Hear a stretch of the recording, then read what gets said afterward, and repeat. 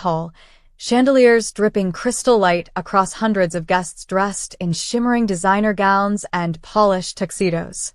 Waiters glided between the crowd like whispers, balancing trays of champagne and hors d'oeuvres. And me? I stood near the massive entrance, my heart pounding so loudly I could hardly hear the music. The dress I wore, soft lilac, faded at the hem, clung awkwardly to my frame. It wasn't even a real designer knockoff. It was a clearance find at a small outlet 2 towns over, a desperate last-minute choice because every dollar I had was needed for rent and groceries, not luxury. I shouldn't have come. But this was my little sister's wedding, her big day, and despite everything, I wanted to be there. I smoothed down the wrinkled fabric nervously, trying to smile as people's gazes slid past me like I was invisible. And then, the words hit me like a slap. "You're a disgrace to this family. A complete failure." The voice, sharp and cold, sliced through the laughter and conversation like a blade. Heads turned. Conversations froze. A slow, uncomfortable silence spread across the room like an oil spill. I turned to face my stepmother, Darlene. Her manicured hand gestured at me with open disgust, sparkling diamond bracelets jingling on her wrist. "Couldn't even bother to dress decently for your own sister's wedding?" she sneered, her voice dripping with mock pity. "My God, look at her, everyone. She's wearing a cheap dress to this." The guests, relatives, business partners, old neighbors, chuckled uncomfortably, some nudging each other, exchanging amused glances. My father, standing rigidly beside Darlene in his tailored Armani suit, didn't defend me. He didn't even blink. Instead, he nodded grimly and muttered, "Should have known. She's always been an embarrassment." The ground under my heels felt like it was tilting. My hands curled into fists at my sides, nails digging into my palms to stop the tears from rising. "Not here. Not now." I forced a tight, almost brittle smile and took a step back, away from their circle of judgment. The clinking glasses, the bouquet toss, the laughter, it all blurred together in a dizzying whirl. I bit the inside of my cheek so hard I tasted blood. I turned, ready to leave, ready to disappear, when the double doors burst open behind me with a bang that startled everyone into silence. A sharp gust of night air swept into the hall, rippling dresses and extinguishing a few candles. Every single head turned toward the entrance. The music died, and standing there, illuminated by the golden chandelier lights, was a man. Tall, dark-haired, in a crisp navy suit that looked tailor-made to perfection. Sharp jawline, piercing eyes that scanned the room with the focus of someone used to being obeyed. And when his gaze landed on me, everything changed. He moved toward me, cutting through the crowd like a knife through butter. People instinctively moved aside, without even realizing it. I stood frozen, my breath caught somewhere between shock and confusion. He stopped directly in front of me. The entire room held its breath. Then, slowly, he smiled, a smile that could have melted glaciers, and without a second of hesitation, he reached out and took my hand in his. "There you are," he said, his voice low and warm, like velvet laced with steel. "I've been looking everywhere for you." Gasps echoed around the hall. My stepmother's face paled. My father's mouth dropped open slightly, confusion etched into his features. The man turned toward the stunned audience, his arm slipping casually but firmly around my waist.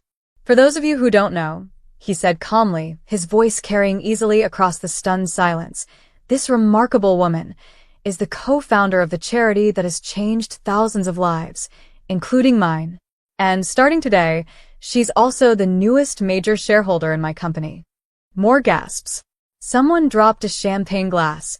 It shattered on the marble floor with a delicate, almost poetic crash. I blinked, dizzy. What is happening? The man turned back to me, his smile softening.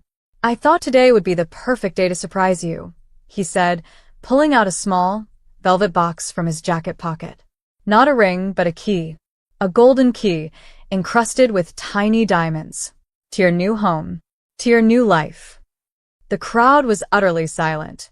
And somewhere in the frozen crowd, my stepmother, The woman who had humiliated me without blinking swayed slightly, gripping my father's arm for balance. She had no idea this man was the secret billionaire everyone in town gossiped about.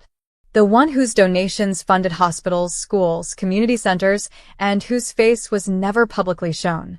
She had just humiliated someone he had been watching and cherishing for a long time. The world around me seemed to slow, as if the very air had thickened. I could feel every stunned pair of eyes drilling into my back, every dropped jaw, every tremor of whispered shock snaking through the crowd. The billionaire, my billionaire, though I still couldn't fully grasp it, gently squeezed my hand.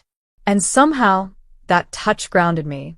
I swallowed hard and lifted my chin, feeling an unexpected strength ripple through me. For the first time in years, I wasn't the one shrinking back. From the corner of my eye, I saw Darlene, my stepmother, clawing at her necklace like it was suddenly strangling her. My father stood rigid, blinking rapidly, as if trying to reboot his reality. The billionaire turned toward them, toward all of them, and gave a small, polite nod. "I believe," he said smoothly, his voice filled with something that wasn't anger, but something even sharper. "Power controlled by kindness. There's been a misunderstanding tonight." He didn't raise his voice. He didn't need to. The weight of his words crashed through the room like a silent tidal wave. "You see," he continued, his arm never leaving my waist, "you judged someone without knowing her worth. Without even trying to." Several guests shifted uncomfortably. A few of them, the ones who had laughed earlier, suddenly found the floor very fascinating. My father opened his mouth, closed it. He tried again. We didn't mean." His voice cracked like dry wood under pressure. The billionaire simply smiled, utterly unfazed. "It's easy to laugh at someone when you don't see the battles they've fought in silence," he said, now scanning the whole room, his voice rich with quiet conviction. "Easier to mock from the balcony than to climb into the arena yourself." I could see my sister, the bride, standing near the champagne fountain, her mouth slightly ajar, bouquet drooping in her hand. Nobody knew what to say. Nobody dared to laugh now. The billionaire turned to me again, his expression softening like sunrise after a storm. "Come on," he whispered. "Let's go somewhere where you're celebrated, not tolerated." And just like that, he led me, gently but firmly, through the still-parted crowd toward the doors. We hadn't even made it halfway across the floor when Darlene stumbled forward, desperate now, her voice a brittle screech under the shimmering chandeliers. "Wait. Please, we didn't mean it. She's family." Her fake smile trembled at the corners, cracking like old porcelain. "Stay. You belong with us." The audacity, the sudden whiplash of fake affection. I felt something cold and final click inside me, like a door I had been too afraid to close for years finally shutting, quietly but permanently. I turned slightly, just enough for her to see my face, calm, unshaken. "Thank you," I said softly. "But I think I finally understand." I let the sentence hang there, unfinished, a soft, cutting finality in the air. Family isn't where you're tolerated. It's where you're loved.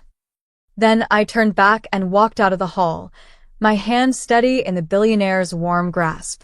Behind me, the heavy golden doors swung closed with a muted boom that felt like punctuation on a chapter one would never reread. Outside, the cool night air kissed my face. Stars shimmered overhead like scattered diamonds across velvet. The billionaire led me to a sleek, black Rolls-Royce parked right at the entrance, its presence understated, yet impossibly luxurious. He opened the door for me like a gentleman from another world. As I slid inside, the leather seat cradled me in a way no house, no family gathering ever had. When he got in beside me, he didn't start the engine right away. Instead, he turned toward me, his eyes soft but serious. "You never needed them to tell you your worth," he said. "You were brilliant all along. You just needed someone who saw it too." And for the first time in what felt like forever, my throat tightened not from shame or anger, but from gratitude. "Thank you," I whispered, my voice breaking just slightly. He smiled, a smile that melted every leftover shard of hurt inside me. "You don't owe anyone an explanation for your success," he said. least of all those who only knew how to measure it by designer dresses and hollow applause. He leaned back, finally starting the car. As the engine purred softly, he reached over and squeezed my hand once more. "From now on, you walk into every room knowing exactly who you are," he said, voice low and fierce. "And trust me, they'll be the ones scrambling to keep up with you." The city lights blurred into rivers of gold outside the windows as we drove into the future, one where I was no longer the family's invisible shame. I was finally unstoppable. The car glided through the city, passing glowing skyscrapers and sleepy cafes. I leaned my head against the window, watching the streets blur past, my heart still racing. For so long, I had convinced myself that kindness meant staying quiet, that loving my family meant accepting their cruelty. But tonight proved something different. "Where are we going?" I asked quietly. The billionaire, his name was Ethan, smiled without taking his eyes off the road. "Somewhere that feels like home," he said. "You'll see." 20 minutes later, we pulled into a quiet, gated property. Towering trees lined the driveway, and at the end stood a beautiful house, elegant, warm, with golden lights spilling from the windows. "This is yours," Ethan said as he parked. I stared at him, confused. "What do you mean?" "I can't." "You earned it," he interrupted gently. "Everything you've done for others, everything you fought through, it's time you had something that's truly yours." He wasn't trying to rescue me. He wasn't pitying me. He was recognizing me. We stepped inside the house. The living room smelled faintly of fresh flowers. Soft rugs, tall bookshelves, cozy armchairs. It felt nothing like the cold mansions my stepmother adored. It felt alive. It felt safe. "Take your time," Ethan said. "You're home now." I wandered through the house, touching the soft fabrics, the polished wood. Tears blurred my vision, but this time they weren't from humiliation. I was finally standing somewhere I belonged. That night, as I lay in the softest bed I'd ever felt, Ethan sent a short message to my phone. "Proud of you. Always will be." I clutched the phone to my chest and smiled through the tears. For once, my story wasn't about proving myself to people who refused to see me. It was about finally seeing myself. The next morning, sunlight streamed through the windows, warm and golden. I sat at the small kitchen table, sipping coffee from a handmade ceramic mug. The world felt quieter today, not empty, but peaceful. My phone buzzed again. A message from Ethan. "There's something happening today you might want to see. Wear something you love." Curious, I opened the closet he'd stocked for me. Simple, elegant clothes that actually felt like me, not like a desperate imitation of someone else. I chose a soft cream dress, light and flowing, and slipped into a pair of comfortable heels. When the car pulled up outside, it wasn't just Ethan inside. It was his personal assistant too, holding a neat portfolio. "Ready?" Ethan asked, flashing that easy, grounding smile. "For what?" I laughed nervously. "For your new chapter," he said simply. We drove downtown and pulled up in front of a building I'd seen 100 times before, an old community center my stepmother had once sneered at for being full of charity cases. Banners were strung across the entrance today. Grand reopening, under new ownership. My heart hammered as Ethan guided me through the doors. Inside, news cameras flashed. Local reporters whispered excitedly. And standing in the middle of it all was a polished plaque mounted on the wall. It read, "Dedicated to my name, for her unseen battles, her quiet victories, and her endless kindness." The room spun for a second. I grabbed Ethan's arm to steady myself. "You did this." I whispered. "No," he said quietly. "You did. I just made sure the world finally saw it." The mayor shook my hand. Kids from the local shelters beamed at me. Volunteers, real, kind, genuine people, clapped and cheered. I wasn't a disgrace. I wasn't invisible. I was a cornerstone. And just when I thought my heart couldn't hold any more, the doors at the back of the room creaked open. My father and stepmother stepped inside, looking bewildered, out of place. They saw the plaque. They saw the crowd. They saw me. My stepmother's face crumbled. She tried to approach, her expression shifting from confusion to desperate apology. My father just looked small, like a man who realized too late he had gambled and lost something irreplaceable. Ethan stepped back, giving me the space to choose. I met their eyes, not with anger, not with hatred, but with calm. "I hope you find what you're looking for," I said quietly. "But you won't find it in tearing others down." Then I turned back to the people who were clapping, smiling, celebrating, the people who saw me not as an accessory to flaunt or a failure to shame, but simply me. And for the first time in my life, I didn't look back. Weeks passed, but something inside me had shifted permanently. I was no longer waiting for someone else's approval to feel worthy. The community center thrived under my leadership. Programs for kids, workshops for women starting over, evening classes for the elderly, all the things I had once wished for when I felt invisible. Now, I was building them. Every morning when I unlocked the glass doors, a little crowd of smiles waited for me. Real smiles. Real gratitude. Not the cold, transactional affection I used to chase from my family. One afternoon, as I finished setting up a new library corner, I heard footsteps behind me. I turned, expecting a volunteer. It was Ethan. He wore jeans and a casual white button-down today, sleeves rolled up, a soft grin tugging at his lips. "You missed our lunch date," he teased lightly. "I'm sorry," I said, wiping dust off my hands. "I lost track of time." He chuckled and walked over, brushing a stray curl from my forehead like it was the most natural thing in the world. "I'm proud of you," he said, voice quiet.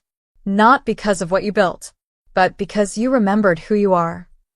I smiled, feeling tears sting my eyes.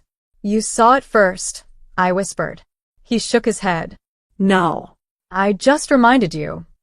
We stood there for a moment, surrounded by shelves of new books and the laughter of kids down the hallway. "There's something else," Ethan said, reaching into his pocket. My heart skipped. Not a ring. Not yet, but a small card. "The board of my company voted last night," he said, handing it to me. "They want you on it. Officially." I stared at the card. My name. My title. Board member. I laughed. A bright, unrestrained laugh that felt like a weight lifting off my chest. "Are you sure?" I asked, half joking.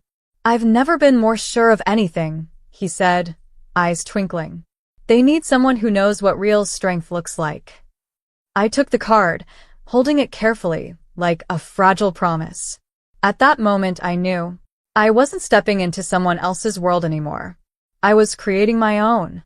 That night, as the sun set in blazing gold across the city skyline, I stood on the balcony of my new home. The same stepmother who once called me a disgrace was now nothing but a distant shadow in my story. The laughter that had once mocked me was a fading echo I no longer needed to silence. I didn't need revenge. I had something better. Victory with kindness. And as Ethan joined me on the balcony, slipping his hand into mine, I realized something deeper than success.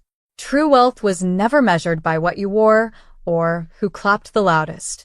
It was measured by who stood beside you when the lights faded, who believed in you when no one was watching, who celebrated you, even when you had nothing to offer but yourself.